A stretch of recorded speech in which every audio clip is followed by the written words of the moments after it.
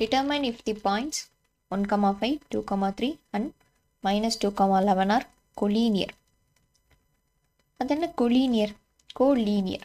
ஓகேங்களா? co-linear. லீனியர்னா என்னது? ஒரு ஸ்ட்ரைட் லைனோட ஈக்குவேஷனை அதாவது டிகிரி வந்து 1 டிகிரியாக இருக்குது, அதாவது x, 1 இப்படி இருக்கிற டிகிரியில் நம்ம டிஸ்கஸ் பண்ணுறது தான் என்னது?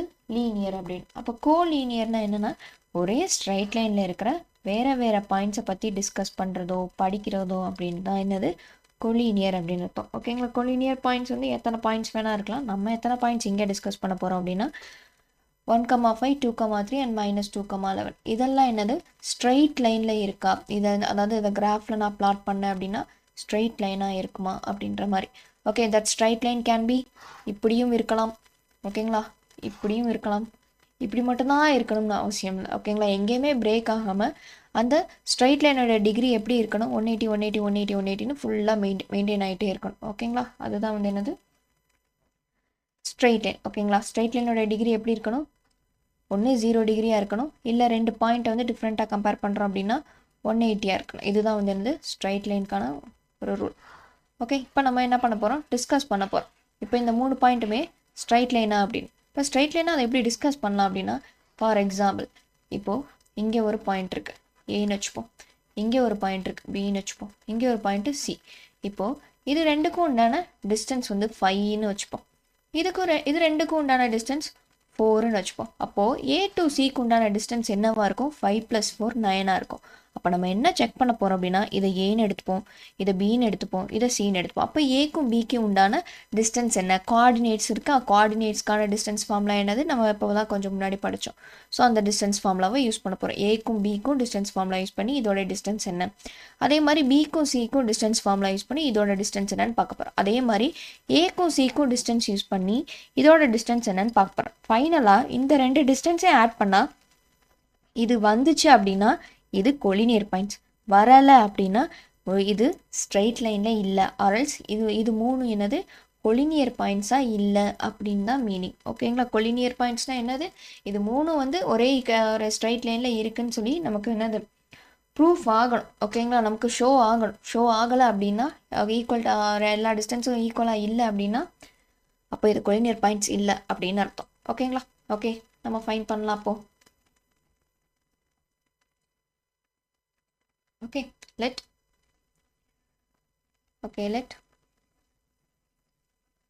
A and B 2, 3 போடுறேன், and then C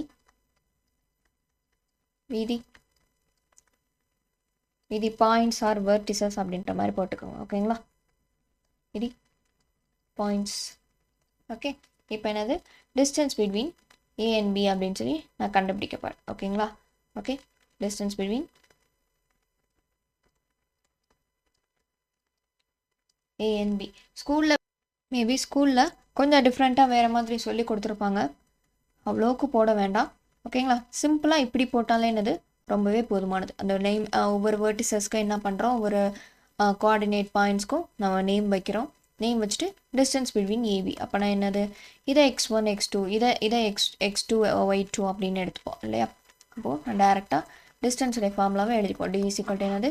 x2 minus x1d whole square plus y2 minus y1d whole square. ஓகேங்களா? அண்ட் தென் இதுதான் என்னது? x2. அப்போது 2 minus 1d whole square plus y2 என்னது? 3 மைனஸ் 5d ஹோல் ஸ்கொயர். ஓகேங்களா? எப்படி போட்டாலும் ஒரே தான் வரும். இதை x1 x2ன்னு எடுத்தாலுமே என்னது? எக்ஸ்ட்ரா ஒரு மைனஸ் வரும். நம்ம மைனஸை ஸ்கொயர் பண்ணும்போது அந்த மைனஸ் கேன்சல் ஆயிரும். ஓகேங்களா? எப்படி போட்டாலுமே என்னது? ஒரே ஆன்சர் தான் இருப்பது. ஓகேங்களா? தென் 1 square plus minus 2 square which is equal to 1 plus 4 which is nothing but √5. அப்போது distance between A and B என்ன வருது? √5 அப்படின்னு வருது. ஓகேங்களா? அண்ட் தென் நெக்ஸ்ட் நான் என்ன பண்ணுறேன்? B and C distance between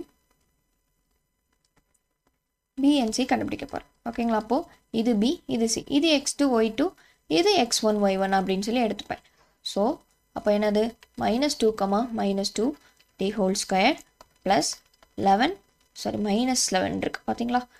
okay, -11 -3 the whole square which is nothing but என்னது?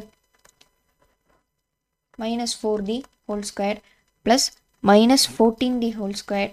ஓகேங்களா, மைனஸ் ஸ்கொயர் பண்ணும்போது மைனஸ் கேன்சல் ஆயிரும். 4 ஸ்கொயர் என்னது 16, 14 ஸ்கொயர் என்னது 196. ஓகேங்களா, ரெண்டையும் ஆட் பண்ணோம் அப்படின்னா 196 + 16 12,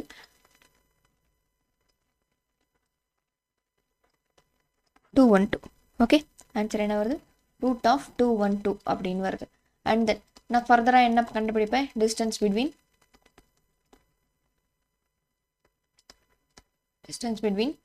A and C. ஓகேங்களா, இப்போ என்ன கண்டுபிடிச்சோம், இது வரைக்கும் என்ன கண்டுபிடிச்சிருக்கோம், ஒரு ஸ்ட்ரைட் லைனில் BC இப்படி இருக்குன்னா A to B கண்டுபிடிச்சிட்டேன், B to C கண்டுபிடிச்சிட்டேன். இப்போ நான் என்ன கண்டுபிடிக்கிறேன்னா A to C நான் கண்டுபிடிக்கிறேன். எனக்கு ரெண்டு ஈக்குவலாக வந்துச்சுன்னா இது வந்து என்னது, இது எல்லாத்தையும் ஆட் பண்ணும்போது எனக்கு இந்த டிஸ்டன்ஸையும் இந்த டிஸ்டன்ஸையும் நான் ஆட் பண்ணேன் அப்படின்னா எனக்கு இந்த டிஸ்டன்ஸ் வந்துருச்சுன்னா இது கொலினியர் பாயிண்ட்ஸ், வரல அப்படின்னா கொலினியர் கிடையாது. ஓகேங்களா, ஓகே. தென் ஏவை சிஐ கம்பேர் பண்ணுறோம் அப்படின்னா இது x2 மைனஸ் x1, y1 எடுப்போம், இது x2, y2 எடுத்துக்கலாம். ஓகேங்களா, எப்படி எடுத்துக்கிட்டீங்களோ அது போல எடுத்துக்கோங்க. ஓகே, தென் -2, -1 ப்ளஸ் அடுத்தது -11 -5 the whole square. Okay, root of -3 the whole square plus -16 the whole square is nothing but 3 square plus 16 square. அப்போ 9 plus 256. ஓகேங்களா, 16 ஸ்கொயரோட வேல்யூ என்ன அப்படின்னா 256. ரெண்டே ஆட் பண்ணோம் அப்படின்னா 265 வரும். ஓகேங்களா, இப்போ பாருங்கள், ரூட் 5ஐயும் ரூட் 212 ஆட் பண்ணால் இது வருமா அப்படின்னா இப்படி நம்ம ஃபஸ்ட்டு ரூட்டில் டிஃப்ரெண்ட் நம்பர் உள்ளே இருந்தாலே இர்ரேஷனல் நம்பர் இருந்தாலே டேரெக்டாக ஆட் பண்ணவே மாட்டோம். அப்போ இதை ஆட் பண்ணவே முடியாது. ஓகேங்களா, அப்போது நம்ம என்னது ஃப்ரம் 1 2 3. ஸோ அப்போ நம்ம ஃப்ரம் 1 and 2 3 நான் என்ன எழுத போகிறேன், ஃப்ரம் 1 2 and 3 we get என்ன நமக்கு புரிய வருது, AB plus BC not equal to AC அப்படின்னு புரிய வருது. So hence